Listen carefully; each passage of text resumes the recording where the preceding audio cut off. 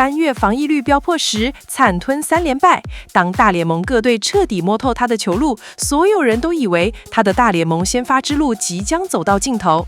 但6月21日，鄧凱威面對美聯中區霸主，卻繳出本季最不可思議的逆襲代表作。歡迎收看野球特報，今天我們將透過進階數據與足球解析，帶你拆解台灣好手鄧凱威如何捨棄招牌橫掃球，靠着神級的反向配球與極致的共軌效應，完美重構投球策略。準備好跟我們一起重返這場經典戰役了嗎？看着鄧凱威從前幾場被轟得體無完膚，到這場突然變了一個人似的，這種心理素質跟策略調整，絕對值得我們今天花大篇幅來深入聊聊。沒錯，在我們開始深度拆解鄧凱威這場驚人的翻身戰之前，我想邀請還沒訂閱的朋友訂閱我們的頻道，記得要開啟小鈴鐺，才不會錯過最新上片通知哦。如果想支持我們產出更多深入的分析，也超級歡迎加入頻道會員。還有，跟大家分享，史蒂芬頻道商店正式上線嘍！現在就點開底下資訊欄的商品，或是影片結束後來商店逛逛，裡面有我們精選的職人好物，帶走喜歡的商品就是給頻道最實質的鼓勵哦。那事不宜遲，我們先來聊聊鄧凱威在6月21日這場比賽之前，到底遇到了什麼樣的困境？5月中，鄧凱威剛從牛棚轉先發的時候，防禦率還能維持在不錯的 2.84。那時候大家還在想，這顆橫掃球是不是真的能在大聯盟吃得開？結果到了6月，對手的情蒐完全跟上了。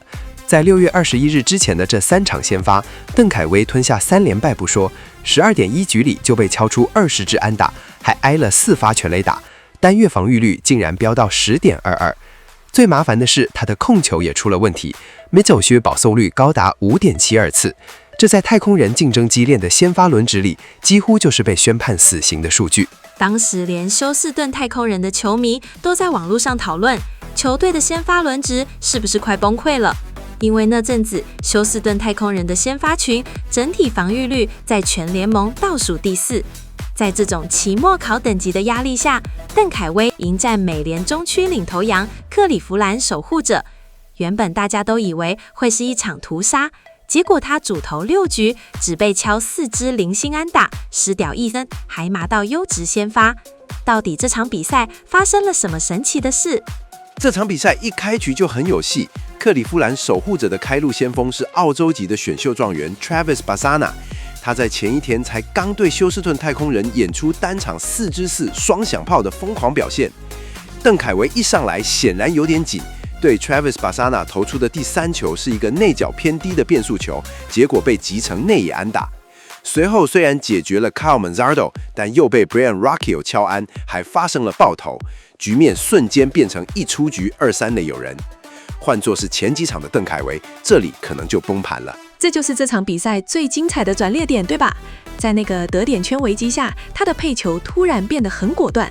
面對第10棒 Gabriel Arias， 鄧凱威先用 92.9 英里的伸卡球搶好球，然後連續用橫掃球引誘，最後突然塞了一顆 93.2 英里的4縫線速球，讓對方揮空3振。緊接着面對第5棒 Daniel Schneemann， 他更是發揮了橫掃球的威力，纏鬥了7球後，以一顆轉速高達2690 RPM 的橫掃球讓對手揮空。這2次關鍵3振不僅幫他保送了首區故事分，更重要的是他找回了自信。整場比賽的基調就在這時候定下來了。而且到了第2局，他處理得更利落。他在第2局展現了很強的侵略性，面對 Khalil Watson 還有 Steven Kwan， 他幾乎都是用速球正面對決。雖然對 Patrick Bailey 投出了本場唯一的保送，但他很快就穩定下來。下一棒 P.D. Halpin 直接被他3顆均速 92.8 英里的速球塞到不知所措，最後擊出滾地球出局。這一局只用了13球，鄧凱威開始掌握好球帶的主動權，這跟前幾場一直躲躲閃閃不敢塞好球帶的表現截然不同。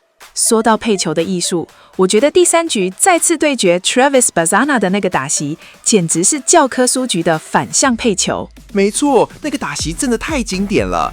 休斯頓太空人總教練 Joe Espada 賽後也特別點名誇獎這一段。鄧凱威跟捕手 Christian Vázquez 知道 Travis Bazzana 非常會打速球，所以前5球他們反其道而行，用了橫掃球、變速球互相搭配，把 Travis Bazzana 的回棒時機完全怠慢了。當球數雷到兩好兩壞 ，Travis Bazzana 全神貫注在抓那顆83到86英里的變化球時，鄧凱威突然飆出一顆全場最快的94.1英里速球，這顆球還有2393 RPM 的高轉速 ，Travis Bazzana 根本反應不過來，只能站着被三振。這也解釋了為什麼他在第4局能投出完美的3上3下。當打者開始猜不到球種的時候，他就更好發揮了。特別是面對 Steven Kwan 這種打擊率極高的打者，他竟然連投3顆速球，直接讓對方擊出飛球出局。進入第5局的時候，休斯頓太空人已經2-0領先了。雖然在這一局出現了一點小波折，但傷害控制做得非常好。第5局唯一的瑕疵是給 P.T. Halpin 那個偏高的速球被擊成3壘安打，但在那種1分都不能丟的壓力下，鄧凱威非常冷靜。他面對 Travis Bazzana 時，採取了換取擊球出局的策略。雖然這讓 P.T. Halpin 回來得分，比數變成2-1，但他成功抓到了出局數。隨後，他用變速球讓 Kyle Manzardo 擊出飛球出局，將傷害控制在最低。這種捨小保大的心理成熟度，是他在6月初低潮時完全看不到的。最讓我驚訝的是第6局，他竟然只用了8顆球就完成第2次3上3下。面對 Brian Rocchio、Gabriel Arias 和 Daniel Schneemann， 他展現了極佳的體力分配。最後那個打席，他連續用2顆橫掃球，讓 Daniel Schneemann 擊出飛球，乾淨利落的退場。這6局投下來，只用了83球，真的非常精簡。這就是我們要聊的第2個重點。很多人可能會覺得，這場是不是只是守護者隊手感不好？但數據會說話。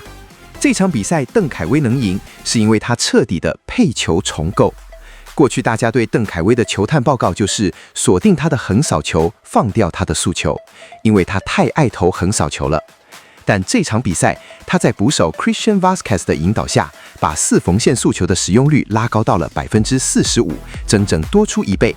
這就是克利夫蘭守護者隊總教練 Stephen Vogt 賽後說的那句：“我們面對橫掃球時太急着出棒，面對速球又反應不及。”當鄧凱威把速球塞進好球帶的比例提高，打者就不能在那邊好整以暇的等他的橫掃球了。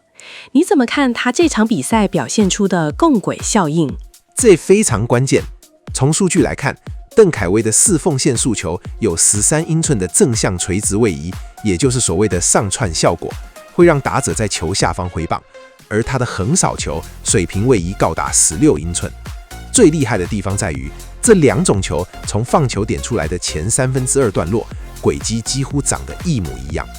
打者在不到0.4秒的時間內，必須分辨這球是會往上竄，還是會往外側大幅橫移。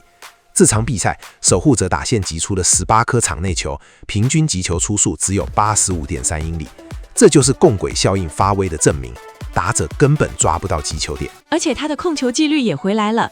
4縫線速球集中在好球帶上緣或邊角，變速球則精準地壓在下緣，這讓打者在空間感的判斷上非常痛苦。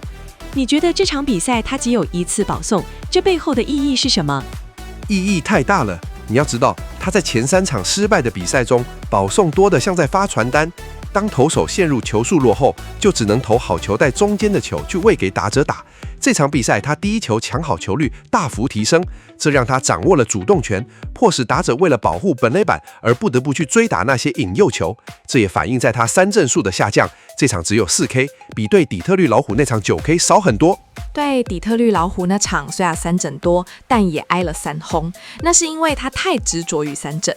這場比賽，他利用速球的尾勁去擠壓打者的揮棒空間，讓身後的野手幫忙處理。這種從追求極致揮空到追求高品質出局的轉變，是職業球員成熟的標誌。賽後的媒體評價也非常有趣。